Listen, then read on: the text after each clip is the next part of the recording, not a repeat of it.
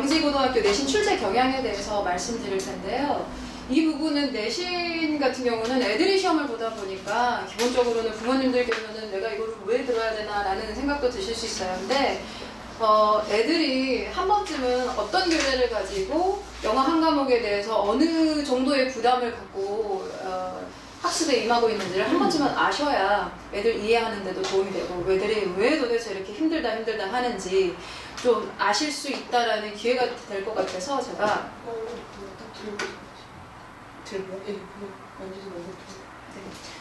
기회가 좋아서 지금 준비를 하게 되었습니다. 그래서 출제 교재 및 범위를 보고 말씀을 드릴 텐데요. 일단 오른차 순으로 정리된 게 가장 비중이 높은 교재부터 적어놨어요. 일단 모의고사 들어갔고요. 이번에 11월 이게 죄송합니다. 잘못 적어놨네요. 이번에 기말고사 때 11월 달께 들어가는 거고 9월 모의고사가 중간고사 때 출제가 되었습니다. 그 다음에 30% 이상으로 출제가 되었기 때문에 정말로 심혈을 기울여서 공부해야 되는 부분이고요. 두 번째로 교과서. 천재 실용영어 교과서인데 5과 6과 총 2과 분량이 들어갔습니다. 마찬가지로 비슷하게 30%의 확률로 지금 출제가 되고 있죠.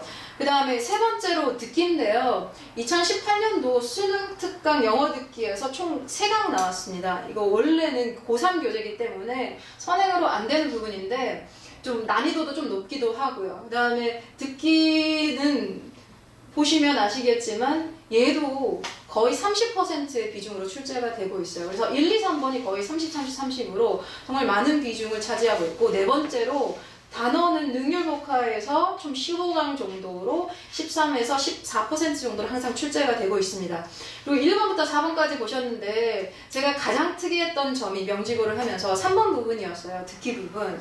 듣기가 다른 학교에서는 딕테이션이나 받아쓰기 같은 경우가 안 나오고 나온다라고 하더라도 이렇게 30%를 차지할 정도로 나오진 않습니다. 그래서 기본적으로 선행이 안 되면 너무나 이렇게 단시간에 듣기 실력을 향상시킨다라는 건 좀 무리가 있는 부분이어서 아이들이 혹은 중위권, 하위권 아이들은 여기서 미리 포기를 하고 가는 경우가 많아요. 그래서 듣기 부분부터 설명을 드릴게요.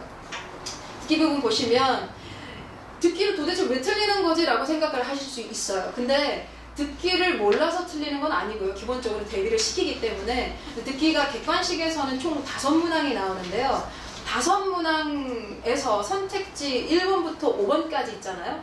그게 전부 다 영어로 나와요. 전부 다 영어로 나오기 때문에 내가 이 내용을 속속들이 알고 있다라고 하더라도 빠르게 해석이 안 되거나 듣다가 뭔가를 하나 놓치기 시작하면 첫 번째 문제 틀리고 첫 번째 문제에서 막 당황해서 두 번째 문제 틀리고 시험 망했구나 가고 막 애들이 이런 그 경향이 나오더라고요. 그래서 객관식은 일단 시험지를 받으면 애들이 일단 기본적으로 1번부터 5번까지 선택지를 무조건 빨리 읽어야 됩니다. 이게 듣기는 듣기지만 듣기를 가장한 독해 문제라고 보셔도 무방해요. 거의 토익과 토플 문제, 듣기 문제가 거의 이런 식으로 나오기 때문에 객관식은 이런 전략이 필요하고 두 번째로 주관식인데요. 가장 특이한 부분이에요. 주관식이 딕테이션으로 주관식이 총 4문제가 나옵니다. 그래서 이 부분은 딴 게 없고요. 그냥 무조건 반복을 시켜야 돼요. 그래서 기본적으로 한 시험당 저희가 4번에서 5번 정도는 빈칸을 다르게 만들어서 아이들한테 과제로 나가고 있는 부분이 되기도 하고요.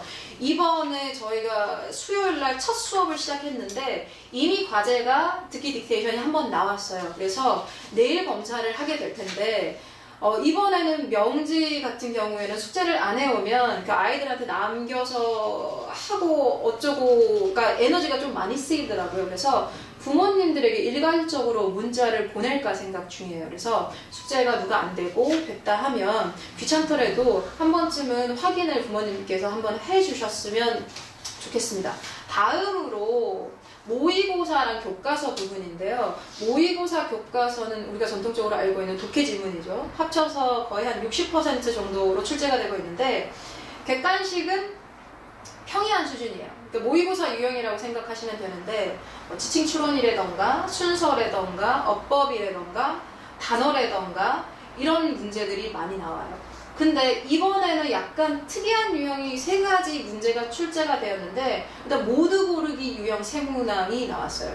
사실은 객관식에서 모두 고르기 2문항 나왔고 주관식에서 한 문제 나왔는데 이 문제 이번에는 거의 모든 학생들이 정말 어려워하는 문제예요. 왜냐면 답이 하나라고 정해줬으면 좋겠는데 여기에서 틀린 거 2개라고 정해줬으면 좋겠는데 그런 게 정해지지 않고 그냥 맞은 거 다 골라, 틀린 거 다 골라, 이런 식으로 문제가 3문제 나왔기 때문에 이 부분에서 실수를 한 아이들이 몇 명 보이더라고요. 근데 기본적으로 제가 문제 내는 스타일이 밑줄도 안 주고 틀린 거 있으면 골라내라 하는 스타일이기 때문에 기본적으로 대비가 돼서 그렇게 많이 틀린 아이들은 없었어요. 근데 희한하게 주관식에서 좀 많이 틀렸는데, 주관식은 일단 설명을 드리기 전에 일단 여기 별표가 5개 되어 있을 텐데 모든 지문이 정말 다 중요하다라고 생각하시면 될 것 같아요. 애들한테도 이거는 항상 얘기하는 말이기도 한데, 그러니까 기본적으로 모의고사를 보면 정말 중요하지 않은 지문이 있어요. 실용문 같은 경우에 너무 쉬워서 정말 이런 문제가 왜 나와? 라고 아이들이 이런 건 안 해도 되죠? 라고 저한테 물어봤던 지문도 있고요.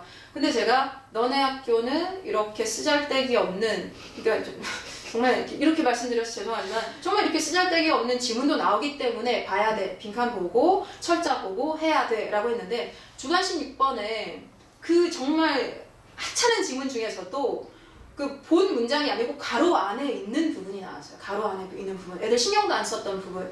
대비를 시켰던 부분인데요.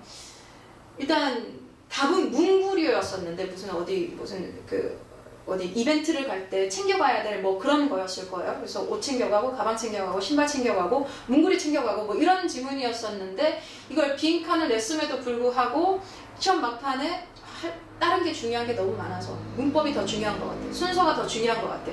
이 지문은 중요하지도 않는데 하물며 이 가로 안은 보지 않아도 되겠지 해서 틀린 경우가 상당히 많죠.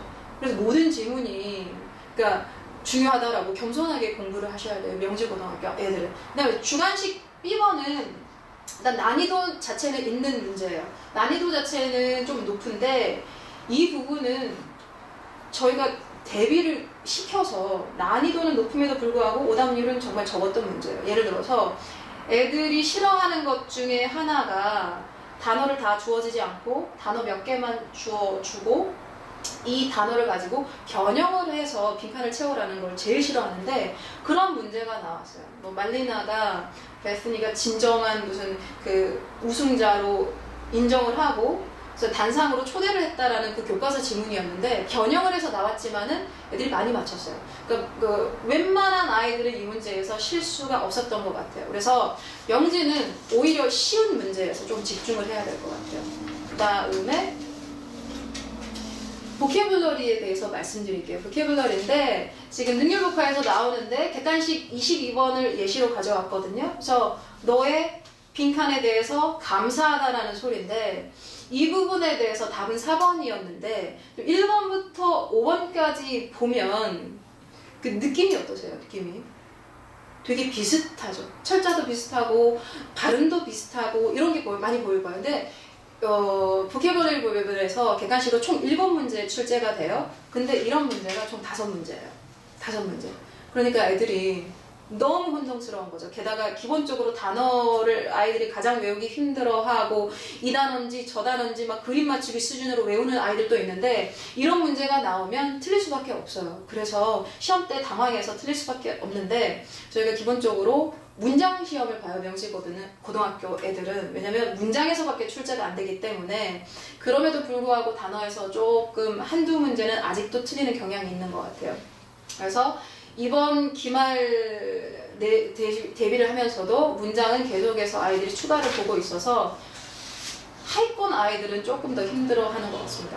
그리고 등급별 학습 전략에 대해서 명지는 확실하게 기준을 세워야 될 것 같아서 말씀을 드리고자 하는데, 사실은 지금 명지가 1등급에서부터 제가 알기로는 4, 5등급까지 널리 분포가 되어 있어요. 1등급 혹은 뭐 초반대 아이들은 4가지 출제 교과서 모의고사, 그 다음에 단어, 듣기, 균등하게 학습을 하고 난 후에, 정말 꼼꼼하게 1등급을 놓치면 안 되니까 균등하게 학습을 하고 난 후에 본인이 4가지 부분에서 시험이 다가왔을 때 난 어느 부분이 부족하다라는 판단을 세우겠죠. 이 아이들은 공부를 열심히 하는 아이들이니까.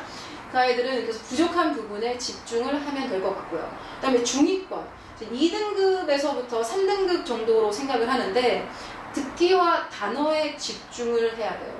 그래서 2학기 중간 때 중위권 아이들한테 듣기와 단어에 집중을 하라고 하도 말했더니 그러니까 한 명의 아이가 안타까운 상황이 생겼어요. 그러니까 떨어지진 않았는데 성적이 오르지도 않고 그대로였어요. 학원을 옮겼음에도 불구하고. 그래서 그 이유가 뭔가 봤더니 이 아이는 단어가 중요하다라고 해서 단어도 좀 많이 틀려서 단어에 너무 집중한 거예요. 그래서 딴 거, 교과서, 모의고사 먼저 공부해야 될 시간에 단어에 너무 집중한 나머지 단어는 다 맞고 교과서나 모의고사에서 기존에 안 틀렸던 문제들을 좀 틀려서 점수에는 변동이 없었던 그런 사례가 있었어요. 그래서 중위권 애들은 듣기와 단어에 물론 집중을 하는데 일단 기본적으로 모의고사와 교과서를 해놓고 나서 듣기, 단어로 넘어갔으면 해요. 그 다음에 하위권은 일단 순서를 정했는데요.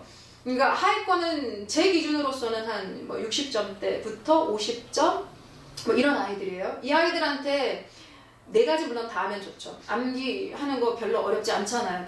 그 숙달이 되면 어렵지 않아요. 근데 이 아이들한테 1, 2, 3, 4를 다 해라 하면 집에 못 가고 수업이 끝나면 테스트실에서 막 팽팽 놀다가 10시 반까지 나는 기다리겠다 하는 경우가 있는 걸 제가 봤어요. 그래서 이번에는 그 아이들한테 우선순위를 정해줄 거예요. 그래서 이 아이들은 단어를 제일 뒤로 밀었어요. 왜냐면 이 아이들한테 단어는 시간이 제일 오래 걸리고 다 맞는다라고 해도 한 15점, 14점 요 정도밖에 안 나오기 때문에 효율이 없다라고 생각해서 1번으로 모의고사 먼저, 그 다음에 교과서 이 부분을 완벽하게 하면 뭐 한두 문제 틀려도 50점 후반대는 나오겠죠. 그 다음에 듣기, 내용을 저희가 대비를 시킬 수가 있으니까 듣기 문제가 한 문제당 3점, 3.7점 이래요. 그래서 듣기에서 틀리지 않더라도 이 아이들은 50점에서 60, 70으로 그냥 쫙 치고 올라갈 수 있는 부분이라고 생각해서 이번에는 우선순위를 좀 정해줘서 하위권들은 학습 부담을 그래도 살짝 줄여줄 생각이에요. 왜냐면 안 줄여지니까 뭐 해야 될지도 모르고 분량이 너무 많이 남아서 그냥 집에 갈 것만 기다리고 있더라고요.